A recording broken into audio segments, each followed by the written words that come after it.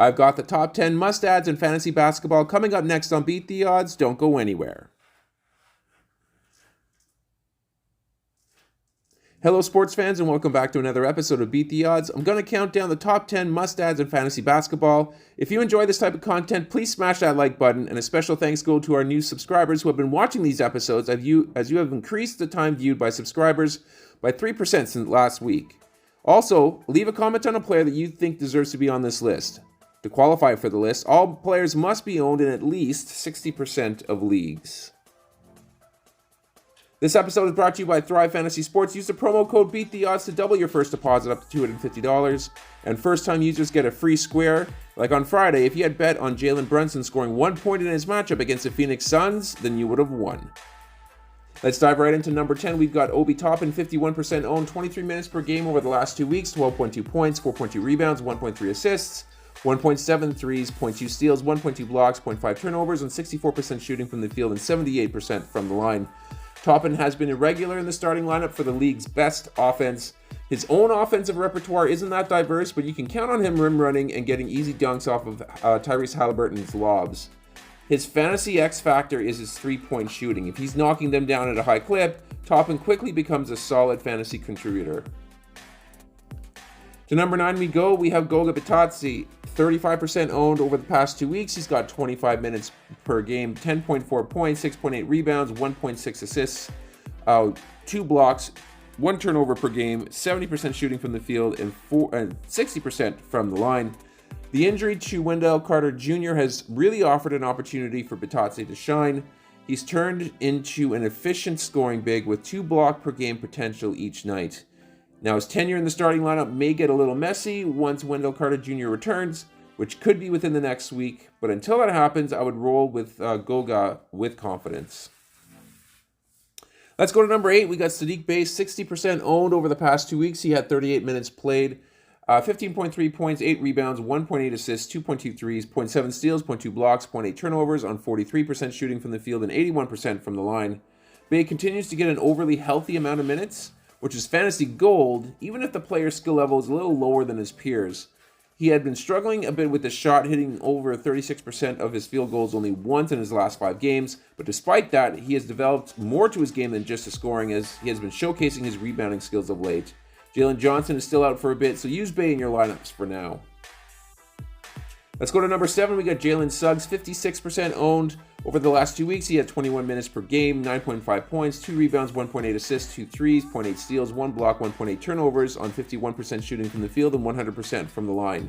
This may be a bit preemptive considering Suggs hurt his left hand blocking a shot in Friday's matchup, but if he's good to go, he's a quality pickup ahead of next week. He's the only guard capable of blocking shots on a regular basis that plays for the Magic, and he's among the league leaders in steals. His minutes will be capped for as long as they run 4 guards in our lineups, but as we've seen, Suggs doesn't need many minutes to be fantasy relevant. To number 6 we go. We have Naz Reid, 60% owned over the past 2 weeks. He has 26 minutes per game, 18.4 points, 7 rebounds, 2.2 assists, 2.8 threes, 0.8 steals, 0.4 blocks, 1.2 turnovers on 59% shooting from the field and 100% from the line. Reid has been taking his game up a notch over the last couple of weeks. He had a franchise-tying 7 three-pointers made off the bench against Dallas and has registered 3 or more threes in 4 of the last 6 games that he's played. He has forced his way into more minutes lately, getting a season-high 31 minutes on Thursday. If that trend continues, Reid will be a good shot at posting top 100 value the rest of the way. To number 5 we go. We have Jaime Jaquez Jr., 53% owned, 31 minutes per game over the last 2 weeks, 16.2 points, 2.7 rebounds, 3.5 assists, 1.2 threes, 0.5 steals, 0.2 blocks, 1.8 turnovers on 48% shooting from the field and 83% from the line. Now, Jaquez is no longer a secret. He's arguably been the best rookie so far in the Eastern Conference. His line won't wow you on most nights, but it's certainly not going to hurt your team.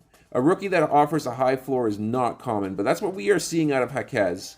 He's a solid starter in any fantasy basketball league for as long as Tyler Hero is out, and once he returns, we're just going to have to see kind of how the minutes fall. At number 4, we have Dante Exum, 43% owned over the past 2 weeks. He has 32 minutes per game, 16.8 points, 4.8 rebounds, 5.4 assists, 2.6 threes, 1 steal, 0.4 blocks, 1.4 turnovers per game on 59% shooting from the field and 79% from the line. Exum has been taking advantage of the absence of Kyrie Irving, essentially becoming a solid number 2 option behind Luka. The way that he's been knocking down shots makes me believe that Exum will be able to continue to be fantasy relevant even after Kyrie's return.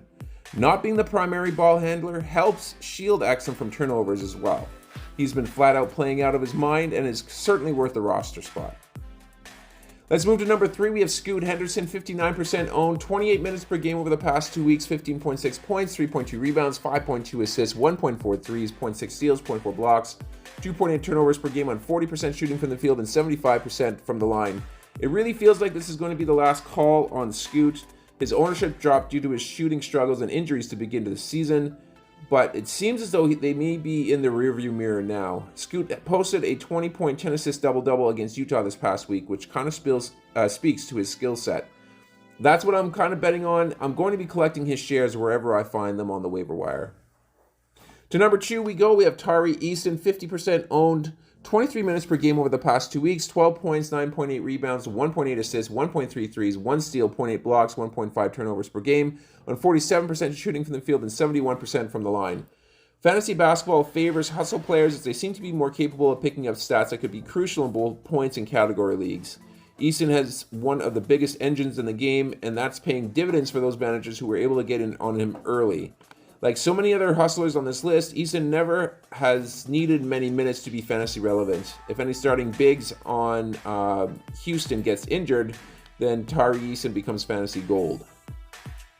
And finally, we have number 1, Colin Sexton, 60% owned. Over the past 2 weeks, 26 minutes per game, 19.7 points, 3.3 rebounds, 4.3 assists, 1.2 threes, 0.8 steals, no blocks, 1.7 turnovers per game on 55% shooting from the field and 93% from the line. Jordan Clarkson is slated to miss another 2 weeks. Keontae George avoided a serious injury, but is still likely going to miss a little bit of time. That leaves Sexton with a unique opportunity to erupt for fantasy basketball squads for at least the next couple of games.